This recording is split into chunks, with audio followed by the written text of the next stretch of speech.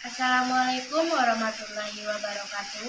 Perkenalkan, nama saya Diana, NIM 2011130016, Prodi Ekonomi Syariah semester 3, Fakultas Ekonomi dan Bisnis Islam, Universitas Islam Negeri Fatmawati Soekarno Bengkulu. Baiklah, di sini saya akan menyampaikan materi yang berjudul Inflasi dalam Perspektif Ekonomi Islam. Apa itu inflasi? Menurut ilmu ekonomi, inflasi yaitu suatu proses peningkatan harga secara terus-menerus dan berkaitan dengan adanya mekanisme pasar seperti meningkatnya konsumsi masyarakat, terjadinya likuiditas yang berlebihan, sehingga adanya distribusi barang yang tidak lancar. Kemudian menurut Badan Pusat Statistik atau dapat disebut BPS, mengartikan inflasi sebagai kecenderungan naiknya harga barang dan jasa pada umumnya yang berlangsung secara terus-menerus.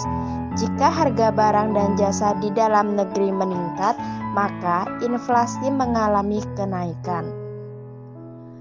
Selanjutnya yaitu sebab-sebab timbulnya inflasi. Yang pertama yaitu inflasi karena permintaan, atau dapat disebut dengan demand pull inflation. Nah, inflasi ini bisa terjadi karena permintaan atau daya tarik masyarakat yang kuat terhadap barang, sehingga inflasi tersebut terjadi karena munculnya keinginan yang berlebihan dari satu kelompok masyarakat.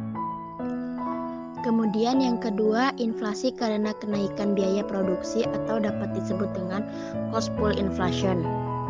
Nah, inflasi ini disebabkan karena adanya dorongan kenaikan biaya produksi dalam jangka waktu tertentu secara terus-menerus. Sehingga inflasi kenaikan biaya produksi ini disebabkan karena biaya faktor produksi yang naik. Kemudian yang ketiga yaitu inflasi karena bertambahnya uang yang beredar atau dapat disebut dengan quantity theory of inflation. Inflasi ini disebabkan karena bertambahnya uang yang beredar, dikemukakan oleh kaum klasik yang menyatakan bahwa ada keterkaitan antara jumlah uang yang beredar dengan harga-harga. Selanjutnya yaitu kebijakan dalam mengatasi inflasi menurut ekonomi Islam. Yang pertama yaitu uang harus dicetak dengan jumlah yang rendah.